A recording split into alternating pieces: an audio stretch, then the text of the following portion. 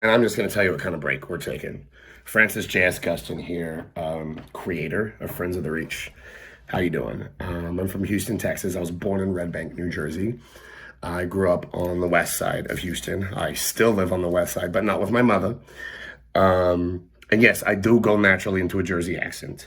I also go pretty naturally into a Louisiana accent too, because I literally did spend every single one of my summers of childhood in Lake Charles, Louisiana. It's a very special place to me.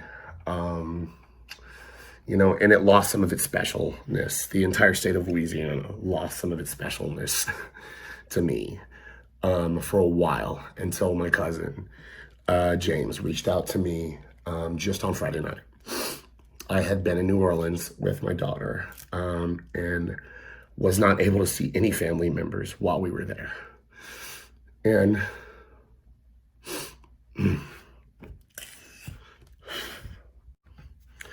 Str8 the Fuck Up, I fucked up with a very, very bad situation. And the bad situation is when a child is being raised by two parents who hate each other, who don't trust each other.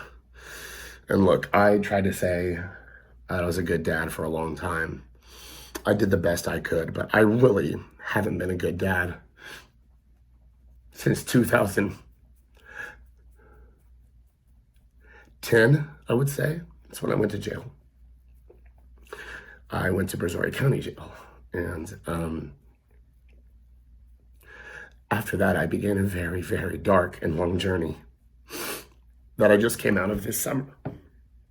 And one of the first things I recognized coming out of that journey was how much my own absenteeism in my daughter's life was self-inflicted.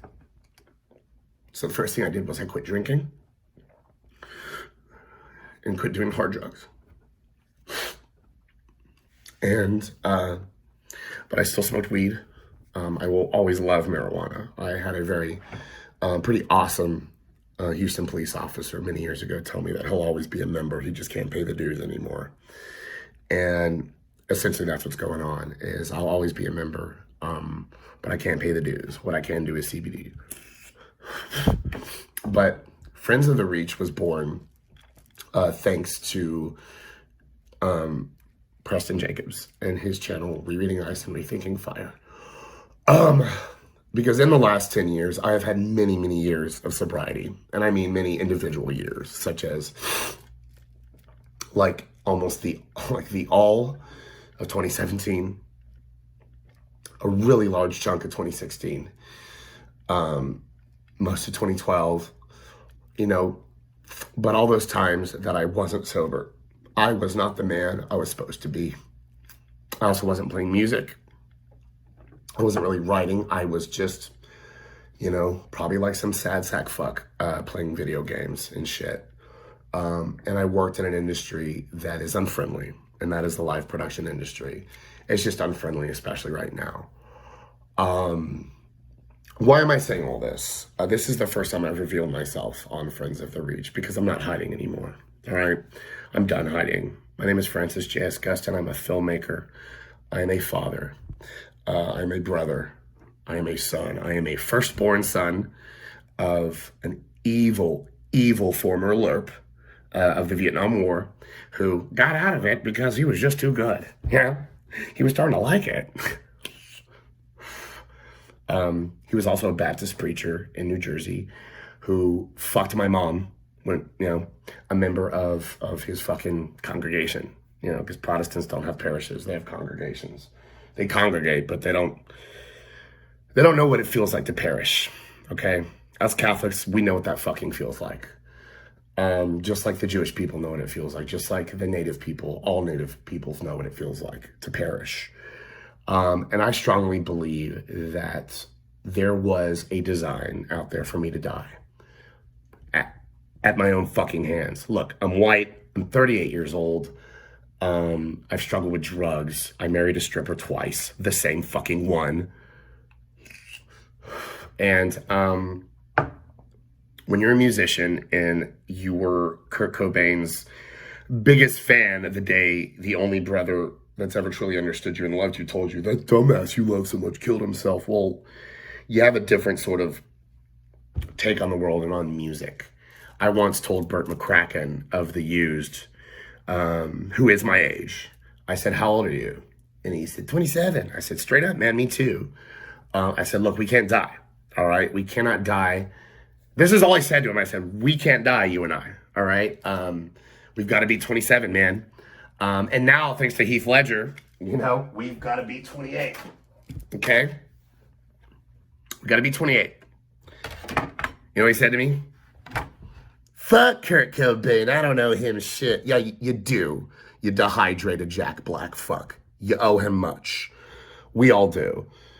Because he was a prophet. I strongly believe that Bada was his spiritual muse guiding him, guiding a poor, distressed, lonely child whose family fell apart on him. So I think it makes sense that my daughter is now a Nirvana fan and she doesn't even know why. But I realized something else, is that for the last 5 years, I've been suffering with a traumatic brain injury that I did not take care of. I lost the love of my life because of it, because I would drink hard liquor, and us Irish should not drink hard liquor, brown liquor especially. But she was an Irish gal too, and we loved to drink and fuck and dance and talk shit and fuck some more. And I loved to cook for her. And she, long story short, after the diagnosis of my traumatic brain injury that I did nothing for, we couldn't drink together anymore. Every time we did, it got bad. I got bad because her playful Irish drunken antics would piss me the fuck off, and I would lose myself. But the thing is, I was lost for 5 years, and when I came back, I tried to just embrace this white plague world with all that I am, all that I have, with love. And I was rejected for a time. So I honestly think that I was going to die until some very, very gracious and lovely people accepted me into their hearts. And they are the damaged. There is a special place in my heart for cripples, bastards, and broken things, because I am all three. And George R. Martin, you motherfuckers. This is my leave Britney alone moment. Okay, this is my Neil Gaiman, George R. Martin is not your bitch moment. Okay, he's a baby boomer who grew up in the shittiest spot of the most made fun of state in the Union, fucking New Jersey, where I was born. And he dreamed of a better life for himself. Just like we all do. When we are who we are, given these gifts that not everyone appreciates. And thanks to Preston Jacobs and his 1,000 World Book Club channel, I've read everything George R. Martin has ever fucking put out. Everything. Okay? So, my name is Francis J.S. Gustin, born Jesse Samuel Gustin, April 19th, 1992, at Riverview Hospital in Monmouth County in Red Bank, New Jersey. And my next series is going to be the Armageddon Rag, because not only am I going to adapt a screenplay for it, I'm going to write all the music, because George R. R. Martin is a prophet. Wild Cards is prophetic. The Armageddon Rag is prophetic. Song of Ice and Fire won't be finished unless you'll get the fuck away. Forget that the show ever existed, with the exception of seasons 1 through 3. Sophie, you fucking broke my heart in season 3. You all broke my heart in season 3. And Pedro, you were just awesome in season 4. You guys, David and Dan, you had one good moment. And that was like the latter half of season 6, where you had his message when Tommen abolished trial by combat, and when River Run gave up without a fight. 'Cause sometimes the option is not to fight back. The option is to show that you care more about the preservation of life and dignity and those who cannot protect themselves, that you care more about the damaged than doing damage to others, that you care more about the broken than breaking things, that you care more about the cripples than being a crippler. My best friends right now are street kids and Crips, because gangs are just families. Just like street kids find each other and start families together. My family was taken from me 3 times. I will get it back. Until then, I have a new family.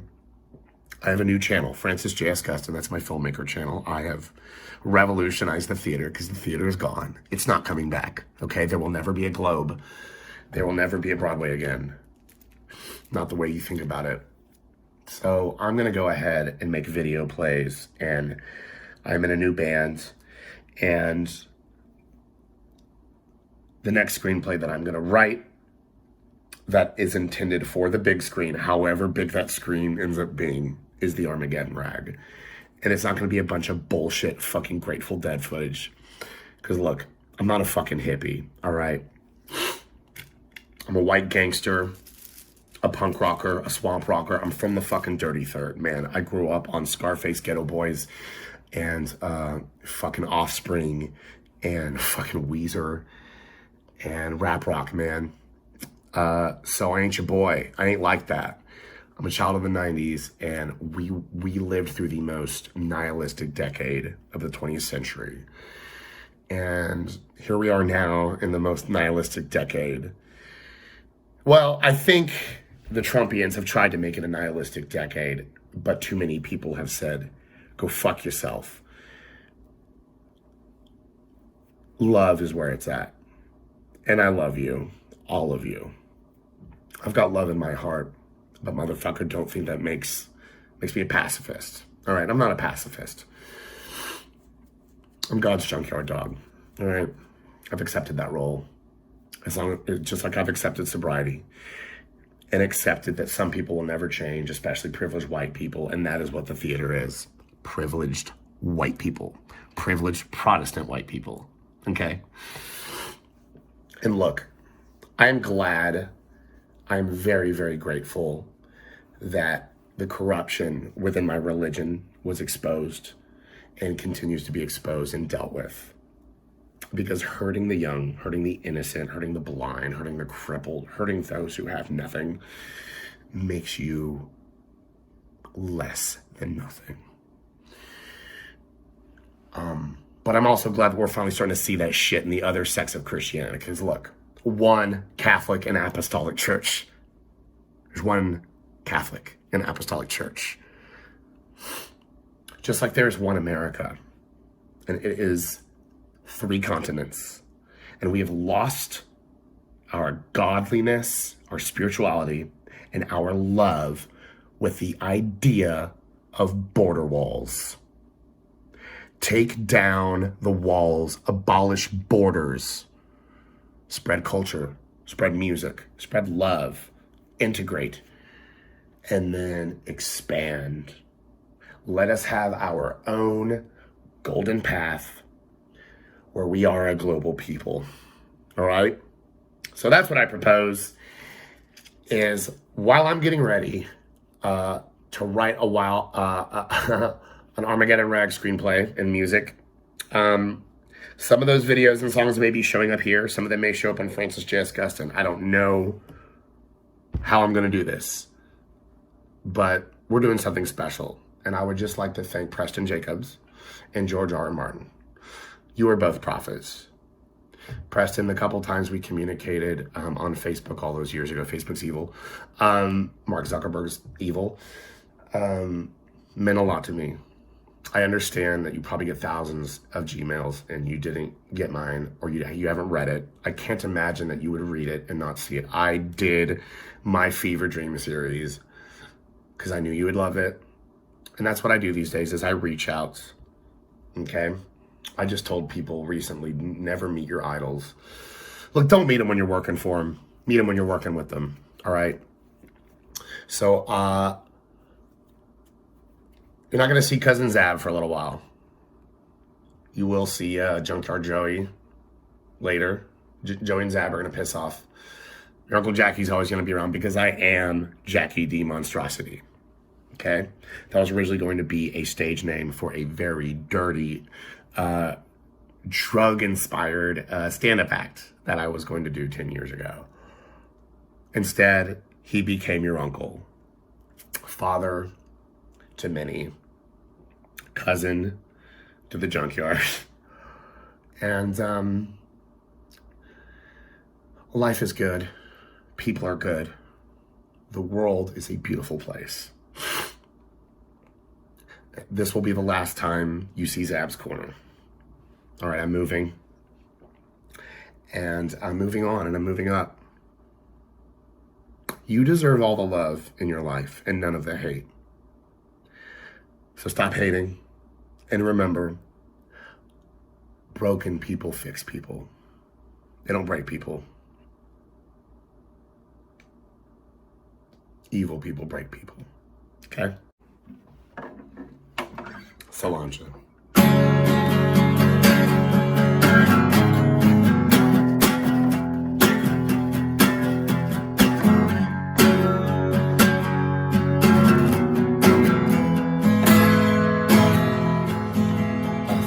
Worlds I could dream of, but not like him. But I will sing it like a hymn, 1,000 plans to make, but no one will take it serious.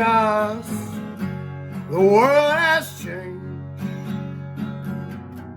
and you're so drained, but I'll be your friend. And you have friends in your life. You need friends in your life. Nobody is begging you. And you need love. You need lights. You're gonna shine, motherfuckers. We all fuck our Mother Earth.